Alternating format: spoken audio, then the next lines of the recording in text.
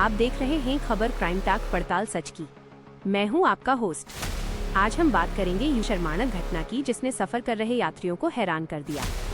Train की seat पर कब्जा और फिर यू पर गुंडागर्दी। देखिए कैसे एक मां और बेटी ने पूरी ट्रेन को जंग का मैदान बना दिया। मामला है उत्कल एक्सप्रेस का। एक परिवार अपने मासूम बच्चे का मुंडन करवाने हरिद्वार जा रहा था। उनके पास कंफर्म टिकट्स थी, लेकिन उनकी सीट पर पहले से कब्जा जमा कर बैठी थी एक मां और बेटी। जब परिवार ने अपनी सीट मांगी तो शुरू हुआ गाली गलौज और बदतमीजी का। वायरल वीडियो में साफ देखा जा सकता है कि कैसे ये माँ बेटी 12 लोगों की महिलाओं और बुजुर्गों तक की मर्यादा का ख्याल नहीं रखा गया, जिसके बाद मुजफ्फरनगर स्टेशन पर ट्रेन रोकनी पड़ी। DRP रेलवे पुलिस ने मौके पर पहुंचकर दोनों को नीचे उतारा, लेकिन हद तो तब हो गई जब उन्होंने वर्दी वालों से भी बदजुबानी शुरू कर दी। सवाल ये उठता है कि क्या अब ट्रेन में कंफर्म टिकट के बावजूद यात्री सुरक्षित नहीं हैं? क्या ऐसे सीट बुली करने वालों पर सख्त कार्रवाई नहीं होनी चाहिए? इस पर आपका क्या कहना है? कमेंट में जरूर बताएं।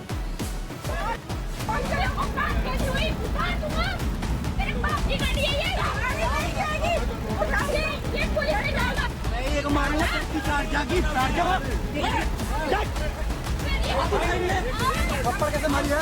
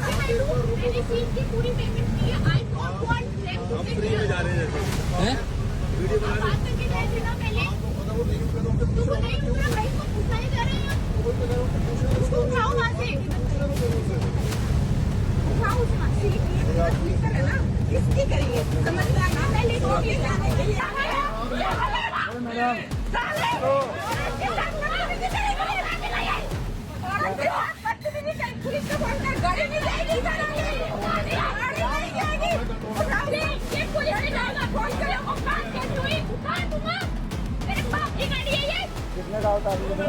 कौन सा उतार दूंगा? कितने का? क्या करोगे? चलो छोड़ोगे? चलोगे? हम दिखाएंगे। यहीं बैठे हैं। यहीं बैठे हैं। यहीं बैठे हैं।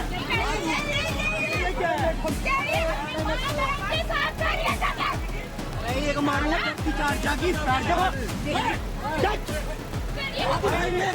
थप्पड़ कैसे मारी है? थप्पड़ कैसे मारी है? थप्पड़ किसको मारी है? हेलो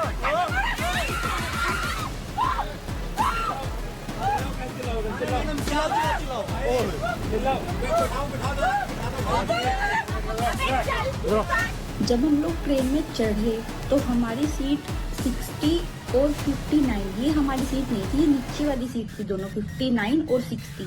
जो 60 सीट थी वो उनकी मदर की थी, लेकिन वो 61 के ऊपर लेटे हुए थे जो कि हमारी सीट थी।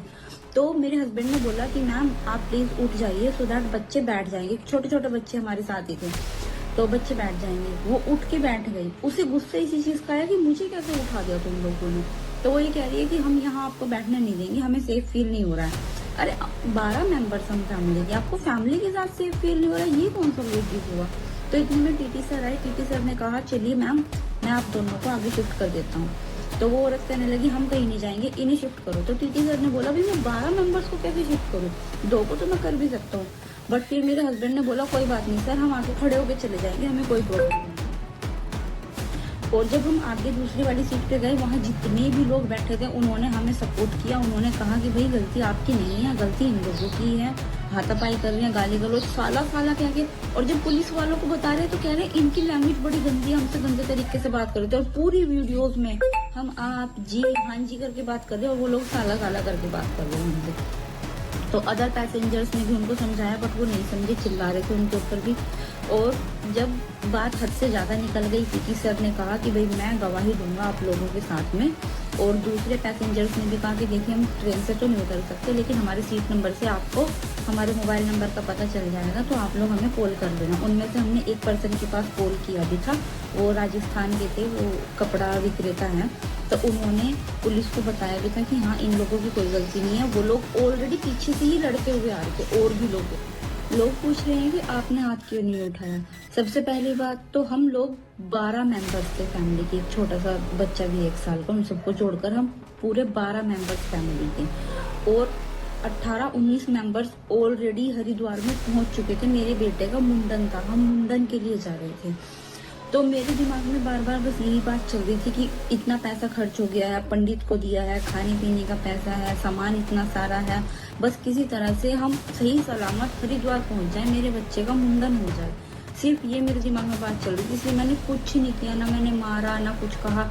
इवन मैं अपनी फैमिली मेंबर्स को भी कह रही थी कि छोड़ो कोई बात नहीं, सहारनपुर आने ही वाला है। 5-10 मिनट का सफर था, इवन 7 मिनट का सफर था, पूरी वीडियो में उनका सफर ही खत्म हो गया।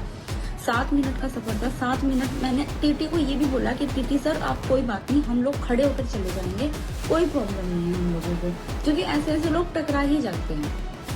सहारनपुर इनका घर था, तो इन्होंने अपने घर वालों को बुलाया और इतने सारे मेंबर्स इनके घर वाले आ गए, ट्रेन रोक दी, चैन खींच दी, हमारी कंफर्म टिकट होते हुए भी हमें ट्रेन से उतारा गया।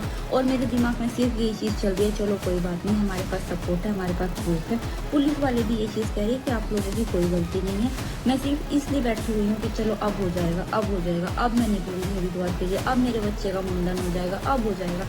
बट हम पूरा दिन भूखे प्यास से स्टेशन पे बैठे रहे, और वो लोग अपने घर गए, कपड़े चेंज करके आए, नहा धो के खाना पीना खा के फिर दोबारा आए। फिर उन्होंने, और मुझे एक चीज़ समझ नहीं आई, जब हम लोग सारे एक जगह बैठे हुए हैं तो आप वहीं पे बात करो ना। आप अदर पार्टी के साथ ऑफिस के अंदर जाके क्यों बात कर रहे हो? ऑफिस में गए, और जब वो ऑफिस में से बाहर निकल के पुलिस वालों का बिहेवियर एकदम चेंज, बिल्कुल चेंज। आप FIR लिखोगे? नहीं, आपकी FIR हम नहीं लेंगे, आपकी FIR यमुनानगर वाले लेंगे। अरे अभी तो आप खुद कह रहे थे कि FIR लिख के हमें दो।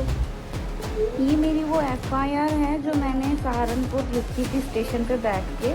हम यमुनानगर से चले थे, और सहारनपुर के जो पुलिस वाले थे उन्होंने ये लेने से ही मना कर दिया और मुझे बीच में ही रोक दिया। अभी मुझे आगे और लिखना था इसके अंदर, उन्होंने मुझे बीच में ही रोक दिया, कहा कि ये यमुनानगर का मामला है तो आपकी FIR भी यमुनानगर ही लिखी जाएगी।